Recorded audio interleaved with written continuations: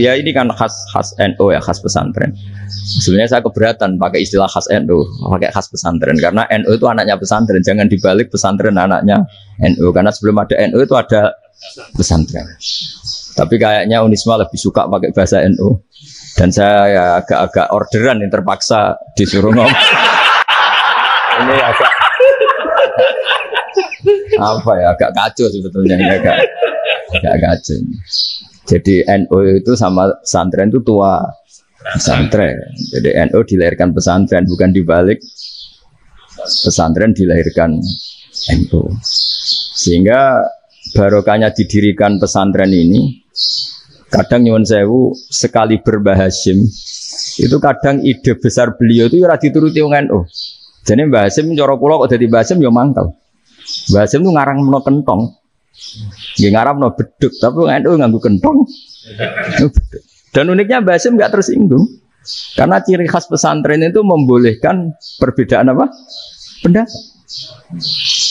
Itu masyhur khilafnya Mbah Hasyim sama Mbah Fakih Mas Kumambang itu sampai dikitabkan. Saling ngeritik, saling macam-macam lah. Jadi cara berpikir Mbah Hasyim ketika Nabi rembukan, ini gimana ya cara menentukan waktu sholat ya? Ya pakai kentong ya Rasulullah, zakalin nasoro itu untuk orang Nasrani. Ya pakai buk itu trompet, zakalil Yahud itu untuk orang Yahudi. Terus ada yang lagi pakai api ya Rasulullah, zakalil Majusi itu orang Majusi. Setelah itu ada orang datang lari-lari cerita mimpi azan tadi. Ya itu terus dipakai sarana pemanggilan sholat ya azan itu. Sehingga Mbah Hasyim menolak kentong. Dulu kedatangan Islam itu tidak pernah dipertentangkan antara Islam dan negara. Sehingga diskusi itu sudah salah. Karena para wali itu tidak pernah mempertentangkan Islam dan keindonesiaan atau kebinekaan. Satu bahwa para wali itu misinya dakwah. Di mana-mana dakwah itu pasti ketemu yang berbeda. Mulai beda agama, beda pilihan madhab, beda tradisi, beda kultur. Jadi itu tidak perlu dipertentangkan, tapi malah itu jadi lahan dakwah. Sehingga kita ini kalau diminta diskusi hubungan negara dan agama, malah bingung. Memangnya kenapa? Itu seperti dulu zaman P4. Saya punya kawan di Jogja, teman saya nulis tafsir Profesor Zaini itu pernah zaman Pak Harto disuruh sosialisasi P4 di Papua. Apa hubungan Pancasila dan UUD 45? Itu orang Papua jawab, hubungannya baik-baik saja Pak. Jadi yang unik itu ketika disuruh baca Pancasila, 1 Pancasila, 2 ketuhanan yang Maha Esa. Nah, akhirnya 6 kan? Kenapa Pancasila jadi 6? Yang unik itu ketika ditanya, ini saya melihat langsung di TV 7 itu, Indonesiaku ini. Ada anak-anak kecil ditanya, bendera ini milik siapa? Bendera merah putih itu. Jawabnya apa? Milik sekolahan Pak aja. Karena memang milik sekolahan. Itu yang tanya itu kaget. Milik sekolahan Pak. Nah tentang tema ini mohon dibaca ini langsung start ya, langsung serius karena tadi sudah kayak jurkam tadi ini yang langsung khas ilmuwan. Ini sebagai penghormatan saya pada Unisma ini khas keilmuan. Imam Zuhri adalah gurunya Imam Malik. Ya saya ulang lagi ya, Imam Zuhri adalah gurunya Imam Malik. Halaman 29. Ini langsung start saya baca halaman 29. Dan ini terutama yang para punggawa-punggawa ini. Saya baca ya. Ini teks tidak ada yang saya rubah, memang persis seperti ini. Bismillahirrahmanirrahim. Yaqulu Zuhri, ini gurunya Imam Malik. Fama futiha fil islami fathun qablahu kana a'zama minhu. Innama kanal qitalu haitsul taqon nasu. Falam makanatil hudnatu wa wadu'atil harbu wa amanan nasu ba'duhum ba'du wal taqaw fatafawadu fil hadits wal munaza'ah. Falam yaklim ahadun bil islami ya'qilu syai'an illa dakhula fihi. Walaqad dakhalataini kasanaten mislu mangkana fil Islam qabla dzalika wa aktsar. Terus ini ngomongnya harus santai, enggak boleh provokatif.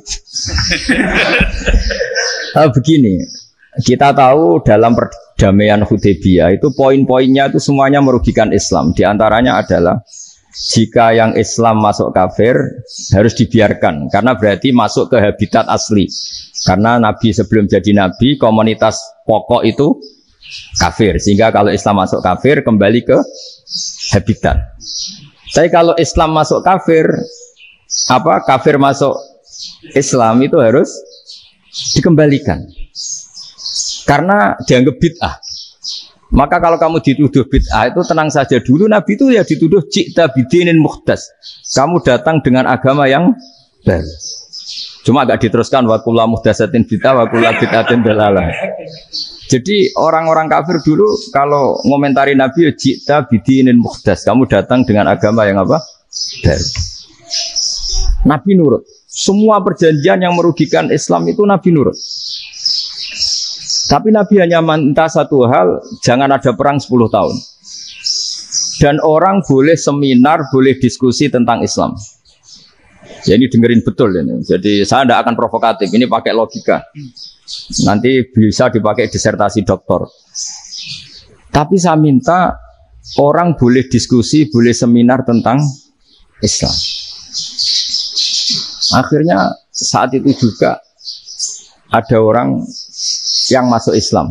Di depan tulisan itu belum kering istilahnya. Datang ke situ namanya Abu Jandal bin Suhail bin Amr. Itu datang ke Nabi, ya Rasulullah saya ini mau masuk Islam. Kata orang-orang kafir, ini pertama Muhammad kamu komitmen enggak sama perjanjian. Kalau kamu komitmen harus kamu kembalikan. Nabi bilang, ya Abu Jandal kamu kembali ke mereka, ke habitat mereka, yaitu menjadi kafir. Di komunitas kafir maksudnya. Akhirnya nangis. Sayyidina Umar itu mendekati Abu Jandal, kemudian memberi isyarat supaya ngambil pedangnya. Jadi isyaratnya wong ini baca ora wis. Maksudnya orang-orang kafir. Tapi Abu Jandal nggak mau. Singkat cerita akhirnya kembali ke komunitas kafir. Tapi yang dikatakan Imam Zuhri cara analisis. Ini nggak bisa pakai provokatif, harus pakai analisis. Innama kanal qitalu haitsul taqon nasu. Yang namanya perang itu menjadikan orang tidak berpikir jernih. Ini poin yang diambil oleh Rasulullah. Kalau dibahasakan Nabi curi kesempatan, maksud Nabi dikatakan mencuri, meskipun itu hanya bahasa ya. Enggak mungkin lah kita bahasakan seperti itu. Saya ulang lagi ya. Kenapa ada perang berkesinambungan? Sampai tahun ke-8 Hijriah. Mulai tahun kedua ada perang Badar sampai tahun 8 Hijriah itu perang terus. Nabi sama orang kafir perang terus. Akibatnya apa Pak Profesor? Namanya perang itu ya nggak kau bermikir. Pokoknya agar ketemu Islam perang, Islam ketemu kafir perang nggak kau bermikir. Padahal Islam itu bisa diterima oleh akal sehat, harus lewat diskusi, lewat pengamatan, lewat pemikiran, lewat pengendapan berpikir. Makanya Nabi tahu ini masalah besar. Kalau orang perang terus, itu gak kober mikir Islam, gak sempat diskusi tentang Islam. Makanya Nabi hanya minta satu poin. Oke, perjanjian ini satu rutin semua, tapi saya minta orang kafir semuanya boleh mendiskusikan Islam, boleh seminar tentang Islam. Mereka bilang iya, karena pikiran mereka akan diskusi paling piye. Ternyata betul, ada diskusi. Terus temanya gini, kira-kira bener di Muhammad Abu Jahal. Terus Tuhan Muhammad sama Tuhan Abu Jahal itu keren mana? Diskusi. Tuhan Muhammad itu khaliqus samawati wal ardi, yang menciptakan langit bumi. Sebagaimana kampanyenya Muhammad. Ya mereka masih jangkar bilang Muhammad. Kalau Tuhan kita, ya berhala itu yang kita bikin, yang kadang rusak, yang kadang kudanan, terus lumutan, pokoknya terus diskusi. Kita kok bener pengirannya Muhammad. Terus Muhammad Abu Jahal. Mulai dhisik Muhammad tuh atau bodoh nih. Mulai dulu Muhammad tuh gak pernah bohong. Abu Jahal, waduh, wis bodoh nih ngongkonan. Wis ribet kan? Dan semua diskusi itu mengarah ke kebenaran Islam. Akhirnya ngomong kafir sing tokoh-tokoh itu cara Jawa yo. Wah, semane jebule masalah ini kan. Artinya gini, kalau kita ingin Indonesia damai, sebenarnya yang untung itu Islam. Karena Tuhan yang menciptakan langit dan bumi tentu gak akan diperbandingkan atau akan dikalahkan oleh Tuhan yang lahirnya saja sudah di bumi. Misalnya kita menjual Tuhan Allah, siapa itu yang menciptakan langit bumi, yang ada sebelum langit bumi?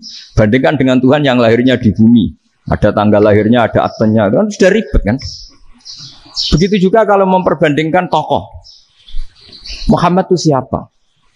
Tokoh yang bisa menyatukan pan-Arabik, tokoh yang begini-begini, yang sayang istri, sayang keluarga. Dibandingkan dengan tokoh Abu Jahal, Abu Lahab yang corong jauh penggaweannya yang rugiin orang lain. Akhirnya orang itu mulai tertarik sama Islam. Makanya kata Az-Zuhri pakai bahasa dulu, falam yaklim ahadun bil Islam. Tapi kalau sekarang yang populer itu bahasa yatakallam. Sebenarnya yang benar itu bahasa kalimah yaklimu kalaman, karena masdarnya itu kalam, berarti sulasi nopo mujarrad. Tapi di fiilnya itu mujarradnya enggak kelaku. Jadi di fiilnya takallama yatakallamu, tapi untuk masdarnya yang kelaku kalaman. Jadi ini agak unik, agak enggak lazim. Mestinya kan takallama yatakallamu takalluman, tapi di masdarnya kalam populer, tapi di fiilnya tidak populer. Saya teruskan ya. Ini penting sekali. Jadi menjual Islam, kalau boleh dibahasakan menjual, itu tetap enak dalam kondisi damai. Karena kalau kita perang, itu bawaannya kalau ketemu ya perang. Kalau ketemu perang, sehingga orang itu rakober diskusi loh. Saat bener Islam sampai kafir itu bener di. Karena tidak kober diskusi, tidak sempat diskusi, orang yang milih yang kafir. Karena yang mayoritas yang kuat. Sementara Islam zaman itu lemah. Ya Nabi itu yang diminta hudnah, yang penting kita damai. Terus orang boleh mendiskusikan benar mana kita dan mereka. Ya setelah diskusi ya tadi kan nggak mungkin Allah yang begitu keren hebat pencipta langit bumi dibandingkan berhala yang mengurus dirinya sendiri saja tidak bisa. Walhasil terus orang mulai tertarik sama Islam dan aturannya nggak boleh dilarang diskusi itu. Nah makanya saya pernah ditanya beberapa profesor di Jogja, Gus, suatu saat kalau kampus paling keren di Jogja ini ada Islamic Studies, kemudian pengajarnya dari berbagai agama, ini riskan nggak bagi Islam? Saya jawab, asal yang didiskusikan Islam itu nggak masalah. Yang repot itu nak umat Islam. Karena kalau umat Islam yang jadi percontohan, banyak raja yang dolim, banyak pemimpin Muslim yang dolim, terus identik dengan Islam itu jadi dolim kan ribet. Ya kalau pas umat Islam, kalau Islam yang kumat kan jadi masalah kan. Nah ini kan terus jadi beda umat Islam sama Islam yang lagi apa? Kumat. Singkat cerita terus Islam mendapat posisi yang luar biasa. Nah makanya di sini diistilahkan falam makanatil hudnah, ketika ada perdamaian wa amanan nasu ba'dum ba'do, orang merasa aman, itu fatafawadu fil hadis wal munazaah. Mereka berdebat, munazaah itu berdebat. Keren mana konsep Muhammad dengan konsep Abu Jahal? Keren mana konsep Tuhannya Muhammad dengan Tuhan kita? Terus diskusi dan mereka akhirnya ikrar, wah yang benar ya Muhammad lah. Di mana-mana Tuhan tuh ya sebelum langit dan bumi, di mana-mana Tuhan ya punya reputasi menciptakan. Masa Tuhan reputasinya diciptakan, nah, kayak berhala dan sebagainya. Ibadah juga gitu. Ibadah wong kafir itu kalau tawaf itu telanjang, ibadah Muhammad santun pakai pakaian, terus akhirnya mereka mulai tertarik Islam. Sehingga saya lihat di beberapa tafsir, saya memang tidak akan ngomong yang tidak serius, ngergani Unisba ben sawangane pemikir serius. Di Quran itu sampai lihat di tafsir Tobari itu ada ayat bal naqzifu bil haqqi 'alal batil fayadmaghuhu fa idza huwa zahid. Qadzafa itu kalau di kamus tak lihat itu takallama bila dalilin. Qadzafa itu yes, pokoknya sekenanya. Artinya gini, kebenaran Islam atau kebenaran hak itu kamu taruh sekenanya saja itu tetap menang. Apalagi kamu taruh secara teratur, kamu taruh sekenanya saja itu tetap menang. Sehingga di sini banyak sahabat yang hidup di Cina. Sekarang juga banyak orang alim yang milih hidup di Amerika, banyak orang alim yang milih hidup di Inggris. Dan mereka pede, percaya diri karena kebenaran itu kamu letakkan di mana saja, itu tetap akan menang, akan menemukan momentum kemenangannya. Misalnya gini, contoh paling gampang. Dulu para peneliti, saya ulang lagi, dulu para peneliti itu ya datang kemana-mana, termasuk Ibnu Battuta, termasuk Ibnu Khaldun, ya semua peneliti itu suka neliti. Setelah diteliti, Quran itu satu-satunya kitab suci yang membicarakan sains, misalnya tentang falak, tentang astronomi, tentang asal-usul kejadian manusia, kejadian makhluk. Juga bicara tentang geografi, geologis, semuanya. Sementara kitab lain hanya cerita tentang mawaid wal hikam wal ibar. Jadi diteliti kayak apa, pada akhirnya hak ini yang menang. Bal naqdhifu bil haqqi 'alal batil fayadmahu fa idza huwa zahid. Saya berkali-kali cerita, ada ulama yang ahli matematika. Ketika ditanya kenapa kamu suka ngajar matematika, sampai muridnya itu ragu, ini guruku mlebu swarga ta ora, penggaweane mulang matematika. Tapi para muridnya bermimpi bahwa Imam Amudi itu disuruh ngajar para malaikat. Dan itu pede betul ya. Kata Allah, ini ulama saya yang iman kepada saya setingkat iman kamu. Dari malaikat itu tidak mungkin Gusti, kita menyaksikan langsung engkau, sementara ini di bumi nggak nyaksikan jenengan. Kenapa bisa sepede dan seyakin itu? Akhirnya Imam Amudi disuruh ngajarin matematika. Jadi Anda kalau profesor itu nanti harus sempat ngajari malaikat, itu baru benar-benar profesor. Jadi nanti di akhirat ngajari siapa? Malaikat. Jadi ada seminar yang melibatkan banyak malaikat, narasumbernya itu seorang profesor.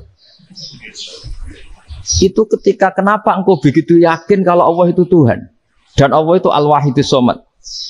Terus Imam Amudi mulai nulis angka gak beraturan, 2, 3, 4, 5 sampai 1 miliar, 1 triliun, semuanya gak beraturan. Kata beliau, nisbatus naini wasala sa ila ma la nihayatalaha iku nisbatul far'i ilal asli. Mbok angka sebanyak apapun, 2 dibanding 1 ya far'ul wahid, 3 dibanding 1 ya far'ul wahid. Semua angka yang enggak terhingga pun dibanding 1 semuanya far'ul wahid. Semua angka sebanyak apapun itu cabang dari angka 1. Fakullu hadil awalim far'un minal wahidis shomad, yaitu Allah Subhanahu wa ta'ala. Wakil malaikat tepuk tangan, iya juga. Jadi begitu juga ada ulama itu ahli gambar. Saya dulu ngaji sama Mbah Mun Al-Husunul Hamidiyah, itu kitabnya itu banyak gambarnya. Dan gale gambar yang ngawur betul, mangga ahli gambar. Saya epol lah, sempurna lele. Semua gambar bangunan, gambar sapi, pokoknya gambar. Ternyata dia menemukan Tuhan itu dari gambar. Gambar serapi ini atau seruwet ini sama. Gambar rapi sama ruwet itu sama kalau dalam pandangan tauhid. Dimulai minan nuqtah al-wahidah. Kowe cek gambar sing rapi, sing indah, cek gambarmu elek, dimulai dari 1 titik. Dan titik ini nuqtatil wujud, yaitu Allah Subhanahu wa ta'ala. Jadi nak cara ahli tauhid gak penting gambare api, menang lomba atau ora penting. Butuhe hadis surah ini gambar baik yang rapi maupun ndak adalah min nuqtah dari 1 titik. Nah, alam raya sebanyak ini mbok gambar mbok ora, cek mulai Mars sampai Jupiter kabeh semua bentuknya yang banyak ini semuanya min nuqtatil wujud, yaitu dari titik wujud. Ini kok Allah Subhanahu wa ta'ala. Di sini hebatnya ulama-ulama, mbok dia pengajar matematika, mbok pengajar gambar, semuanya dipakai perangkat untuk tauhid. Nah, itu kan juga bagian dari Islam damai, Islam yang sangat tidak perlu perang untuk orang dipaksa Islam. Enggak perlu provokatif kayak tadi pidatonya rektor jenengan tadi. Jadi ciri utama ilmuwan tuh kalau ngomong datar tapi logikanya enggak terbantahkan, itu ciri khas ilmuwan. Kalau ciri khas politikus kalau ngomong itu keras. Provokatif lah kira-kira gitu. Tapi isinya biasa. Nah, saya berharap nanti semua profesor doktor itu datar tapi isinya kualitasnya bagus ya. Mentes. Jadi makanya terus kata ulama, kenapa diistilahkan balnat zifu bil haqqi? Kenapa pakai qadzafa sementara qadzafa maknane takallama bila dalil? Maksudnya bila dalil di sini itu min ghairi ikhtiyajin ila dalilin. Kebenaran itu memang enggak butuh dalil. Apa kita perlu dalilnya apa? Buktinya apa? Kalau 3 itu cabang dari 1. Wong gendeng yang takok gitu pas orang gendeng. Wong 3 cabang dari 1 kok ditanyakan buktinya apa? Itu min awalil bidah. Pertama orang pasti tahu kalau 3 itu far'ul wahid. 1 juta juga far'ul wahid. 1 miliar juga far'ul. Gambar yang sebanyak apapun ya dimulai dari 1 titik, cek gambar benar maupun yang tidak. Akhirnya apa? Ulama dulu itu sebegitu rileks nerangkan tauhid.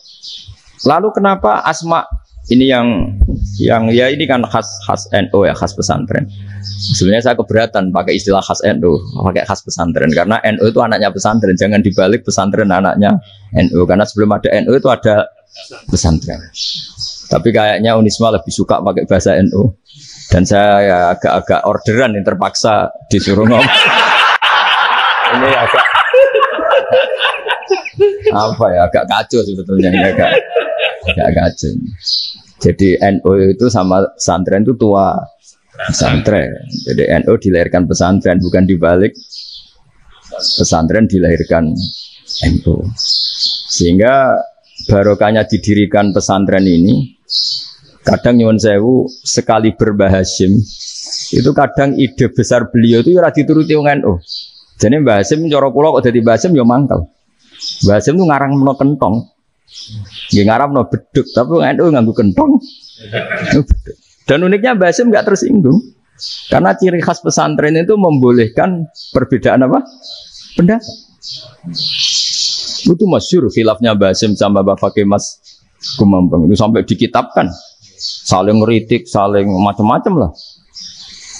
Jadi cara berpikir Mbah Hasim ketika Nabi rembukan, ini gimana ya cara menentukan waktu sholat ya? Ya pakai kentong ya Rasulullah. Zakalin Nasoro itu untuk orang Nasrani. Ya pakai buk itu trompet. Zakalil Yahud itu untuk orang Yahudi. Terus ada yang selagi pakai api ya Rasulullah. Zakalil Majusi itu orang Majusi. Setelah itu ada orang datang lari-lari cerita mimpi azan tadi. Ya itu terus dipakai sarana pemanggilan sholat ya azan itu. Sehingga Mbah Hasim menolak kentong. Karena mantas sababi qaumin fahuwa minhum. Beliau keras sekali sampai bilang haram. Beliau judulnya ya haram. Al-Jasus Antakrimin Nakus. Setelah naskah itu sampai ke Mbah Fakih Mas Kumambang di Gresik situ, di daerah Dukun situ. Dulu nggak ada WA ya, jadi sampainya ya lama. Makanya saya sampai sekarang nggak punya WA karena ya saya ulama kan, kalau WA-an terus ya jadi ulama. Nggak jadi ulama main WA-an terus itu. Nah itu termasuk rektor gak kau bermikir itu mesti kebanyakan WA. Karena kan otaknya didikte oleh sesuatu yang masuk. Sesuatu yang dilihat itu kan pasti mendikte kita. Beda kalau yang enggak WA-an kan mikir apa kita yang menentukan. Kalau WA-an kan kita ditentukan. Mau mikir anaknya butuh apa gara-gara WA informasi Jakarta mikir Jakarta. Padahal secara kewajiban ngapain kamu orang Malang mikir Jakarta. Gara-gara WA, mikir Jakarta belum selesai ada berita di Sulawesi, mikir Sulawesi, habis itu mikir NTT. Makanya semua orang sekarang merasa tokoh nasional gara-gara informasi yang masuk itu nasional. Jadi masih RT yang mikir gimana Gus Indonesia. Ada RT sampai lupa kalau dia itu RT. Jadi semua orang sekarang merasa tokoh nasional. Nah, itu gara-gara apa coba? Akhirnya semua orang juga punya ide tentang nasional. Harusnya negara itu gini-gini. Jebule wonge sing duwe ikon itu sapa? RT. Ribet kan? Saya teruskan. Setelah naskah itu sampai ke Kiai Fakih Mas Kumambang, beliau itu marah besar. Ini harus dilawan dan saya bukan karena benci Mbah Hasim. Beliau teman saya ketika ngaji Kiai Mahfud di Mekah. Jadi Mbah Fakih dan Kiai Hasim itu teman ketika ngaji di Mekah. Cara ngelawan tuh lucu, gak ilmiah tapi gak ilmiah wong alim tetap ilmiah. Di mana-mana serupa itu tidak sama. Ya kalau mungkin zaman Nabi di Madinah itu zaman itu kentong itu identik dengan milik Nasrani. Di Indonesia beda. Pos kampling ya kentong, kebakaran ya kentong, wae sarapan orang di LP ya pakai kentong.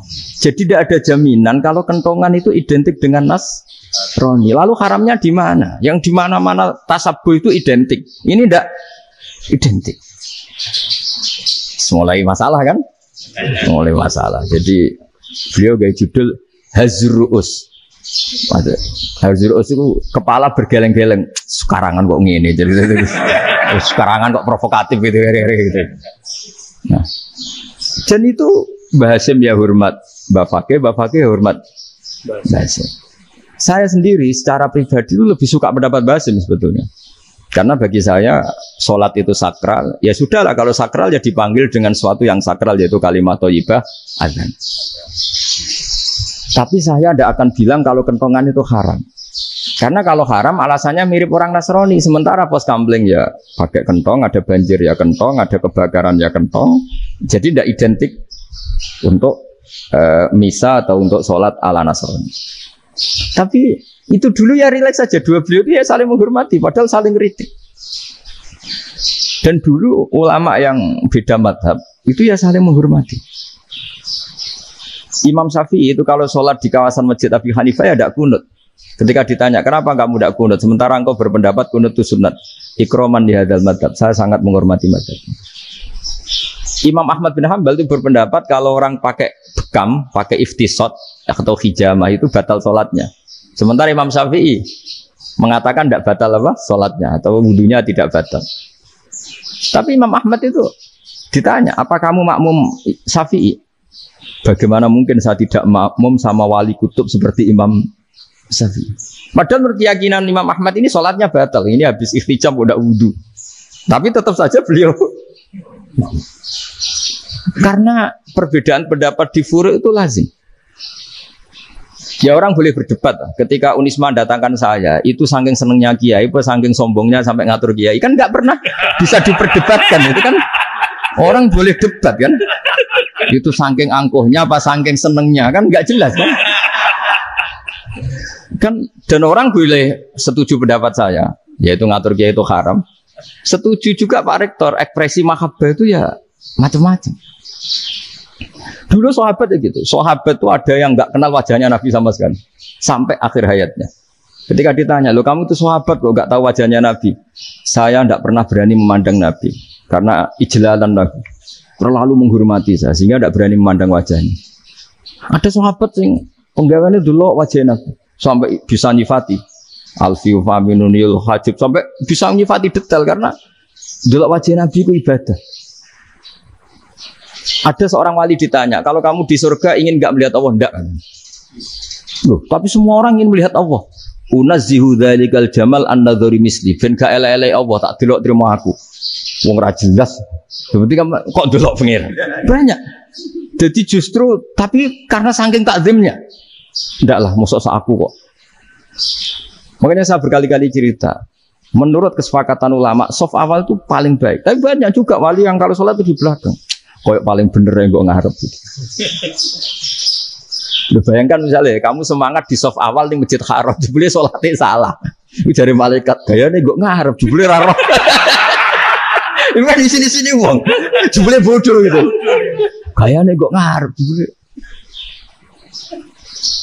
Coba orang kalau sowan Mbah Mun, yang berani di depan itu kan ya ketuanya atau jubirnya kan, yang merasa tidak pati pinter-pinter kan mesti di pojokan.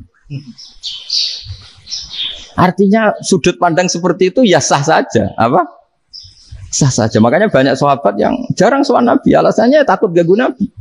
Banyak yang sering sowan Nabi, alasannya seneng Nabi. Yang sowan ya seneng Nabi, yang enggak sowan alasannya seneng. Loh Nabi itu tokoh, punya keluarga, punya anak. Kalau saya sering sowan berarti sering ganggu. Yang sering sowan dia alasan ini khazanah kita harus istifadah. Jadi zaman dulu dia biasa dua sahabat, yang satu milih mahabbah itu milih sering sowan. Yang satu juga mahabbah milih tidak sering. Karena pertanyaannya bisa dibalik kan.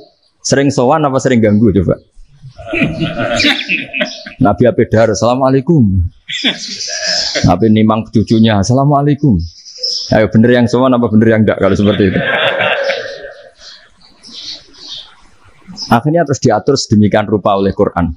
Walau annahum sabaru hatta takhruja ilaihim lakana khairal lahum. Jadi sahabat kalau mau sowan Nabi ya nunggu di Sufah.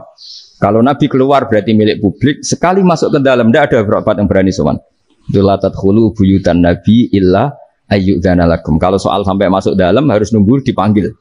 Karena sekali Nabi masuk dalam itu milik privat keluarga, milik istrinya, milik cucunya, milik keluarganya. Jadi Nabi sekali keluar ke ruang itu berarti milik publik.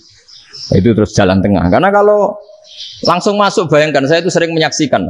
Mbah Mun habis ngaji 2,5 jam ngaji Jalalain. Baru masuk, assalamualaikum.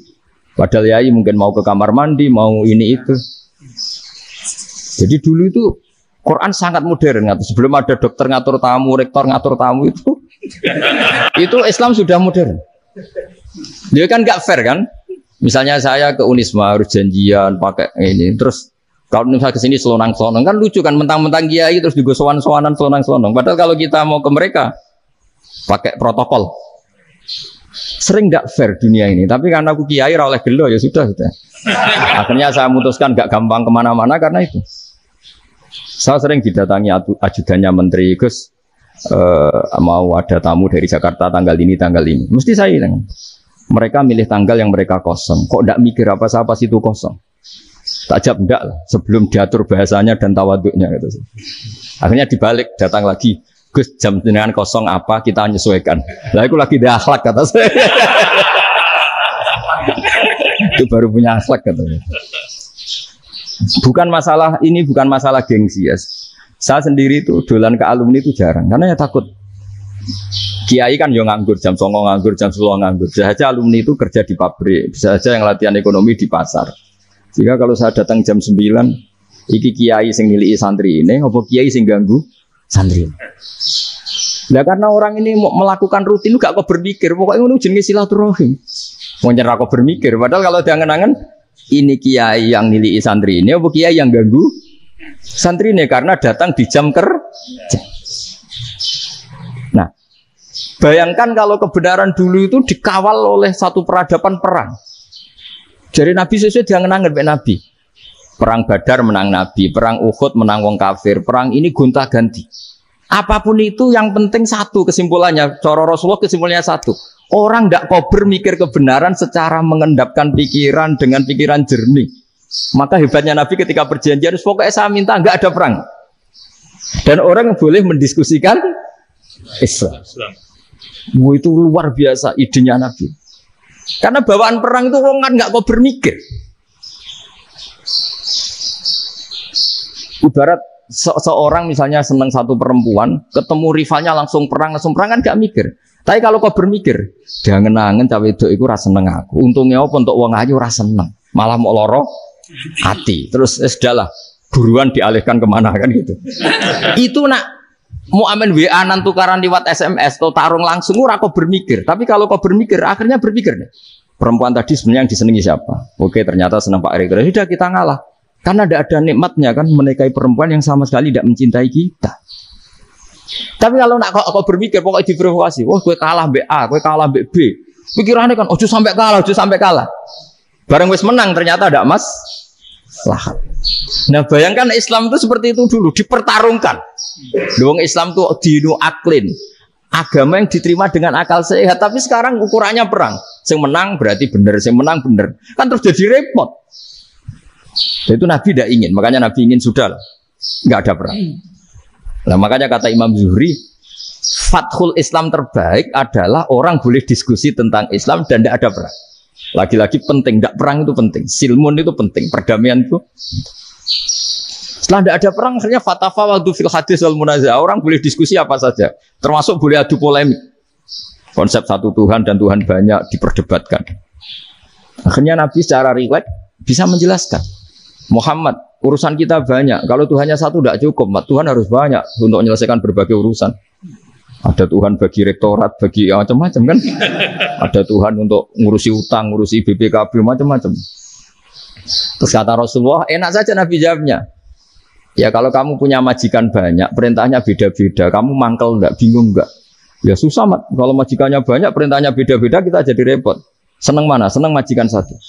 Ya sudah Tuhanmu itu majikan kamu. Kalau Tuhannya banyak, perintahnya macam-macam. Kamu yang repot. Akhirnya sudah mat Tuhannya satu aja. Nah, itu ya barokahnya diskusi tadi. Barokahnya enggak perang. Daraballahu mathalan rajulan fihi syuraka'u mutasyakisuna wa rajulan salamal lirajul hal yastawiyani masalah. Terus alhamdulillah. Jadi orang yang paling kafir pun saat itu taslim. Nah ini kembali ke kalimat la ilaha illallah. Saya tidak perlu provokatif. Pasti teori saya itu benar. Bukan saya bilang benar itu karena sombong, enggak. Ini sesuai teks. Misalnya begini. Benar enggak kelompok takfiri yang suka ngafirkan orang lain? Itu pasti tidak benar. Logikanya gampang. Orang yang kafir 70 tahun saja dengan melafadzkan la ilaha illallah menjadi muslim. Masa dengan kalimat yang sama yang muslim menjadi kafir? Itu logikanya kan enggak ketemu. Orang kafir 70 tahun untuk menjadi muslim disuruh baca apa? La ilaha illallah. Tapi gara-gara baca la ilaha illallah nyekel patok jadi kafir. Pertanyaannya loh, ini kalimat apa? Kalimat untuk mengkafirkan apa kalimat untuk mengislamkan? Karena yang kafir dengan kalimat itu menjadi Islam, ternyata yang Islam dengan kalimat itu menjadi kafir. Itu ketemu enggak cara logika itu kan enggak ketemu kan? Makanya cara pikirannya Abul Hasan Asadili, dan saya setuju pikiran itu. Istighfar ini boleh orang Jawa Timur protes karena kadang beda manhaj, tapi jangan protes saya, protes Abul Hasan Asadili kualat mesti sampean. Ketua Torekoh napa? Sadiliyah. Cara madzhab Sadili dan Anda boleh berbeda madzhab. Mencari khasnya wong kampus itu wani beda. Beda kapasitas lah, pokoknya butuhnya beda. Dan ketok pinter, ketok kritis. Cara madzhab Abul Hasan Asadili itu gini Pak Rektor. Jadi istighfar itu baik. Tapi ba'da kamali tauhid, setelah tauhidnya itu benar. Alasan beliau masuk akal. Ketika ada ayat fa'alam annahu la ilaha illallah wastaghfir li dzambik. Bihadil kalimah. Jadi orang boleh istighfar setelah tauhidnya benar. Alasannya Abdul Hasan Asadili begini. Qulil ladzina kafaru iyantahu yughfar lahum ma qad salaf. Katakan kepada mereka yang kafir, sekali mereka tidak kafir, maka otomatis dosanya masa lalu diampuni. Pertanyaannya, yang bisa menghentikan kekafiran itu kalimat apa? La ilaha illallah. Dengan hanya melafadzkan la ilaha illallah Muhammadur Rasulullah langsung yughfar lahum ma qad salaf, langsung dosanya diampuni. Berarti yang menjadi pengampun dosa lah, penyebab pengampunan itu apa? La ilaha illallah. Itu bahkan orang kafir belum istighfar. Di ayat itu kan Allah enggak mensyaratkan setelah la ilaha illallah istighfar baru diampuni, enggak. Asal la ilaha illallah langsung yughfar lahum ma qad salaf. Saya ulang lagi ya, jelas ya. Jadi kulil ladzina kafaru iyantahu yughfar lahum ma qad. Nah, sekarang iyantahu, mereka berhenti dari kafirnya. Syaratnya pakai apa? La ilaha illallah Muhammadur, itu langsung yughfar lahum ma qad. Artinya apa? Ghufranullah itu bisa didapat hanya dengan mujarrodut tauhid, yaitu hanya dengan melafadzkan kalimah thayyibah. Dan sahnya istighfar juga berdasar kalimah thayyibah itu. Misalnya gini, orang kafir sebelum Islam melafadzkan astaghfirullah, astaghfirullah, astaghfirullah, kira-kira diterima enggak? Enggak kan? Karena syaratnya istighfar ba'dat tauhid. Nah, makanya dalam madzhab Sadili istighfar itu setelah la ilaha illallah. Karena cara pandang ya seperti itu. Jadi fa'alam annahu la ilaha illallah wastaghfir li dzambi. Jadi dengan kebenaran tauhid saja ini sudah cukup kita insya Allah layak diampuni. Karena innallaha la yaghfiru ayyusyraka bihi wa yaghfiru ma duna dzalika liman yasha. Jadi orang yang tauhidnya benar itu bisa diampuni Allah asal tauhidnya benar. Itu Allah ngendikan liman yasha wa yaghfiru ma duna dzalika liman yasha. Dawe Imam Suyuti walam yakun liman yastaghfir. Jadi orang yang bertauhid secara benar meskipun gak sempat istighfar itu tetap potensi diampuni. Karena bawaan tauhid itu sudah menjadi layak diampuni. Kayak orang kafir sekali ngelafadzkan kalimat tauhid mbok gak istighfar langsung diampuni. Nah, karena melihat seperti itu terus orang berlomba-lomba memperbanyak jumlah ngelafadzkan la ilaha illallah. Jadi kita-kita yang alim, kita semua, saya tidak bilang saya, kita, termasuk yang di pinggir-pinggir saya, ngaku alim yang masalah lah, sopai. Kita semua yang alim-alim itu tahu bahwa la ilaha illallah itu super. Sudah bawaannya tauhid, juga punya kelayakan diampuni. Nah, kemudian nasib kita agak sial. Malah kalimah ini dituduh bid'ah, dituduh khurafat. Mergo Nabi nggak pernah tahlilan, Nabi nggak pernah. Nabi gak pernah tahlilan, kalau diartikan Nabi ratau moco la ilaha illallah, enak gak kalimah ini. Nah, ini provokatif. Jadi ini yaudahlah keanehan-keanehan ini kita terima karena ciri utama wali, ciri utama ulama itu wa udhu fisabilillah, harus pernah disakiti. Jadi kalau Unisma sakit kalau dituduh apa? Dituduh bid'ah itu berarti belum calon ulama. Anjar ulama itu wa udhu fisabilillah, harus disakiti. Jadi kalau kamu disalahpahami itu ya harus santai. Provokatif tadi. Iya, masuk provokatif tadi.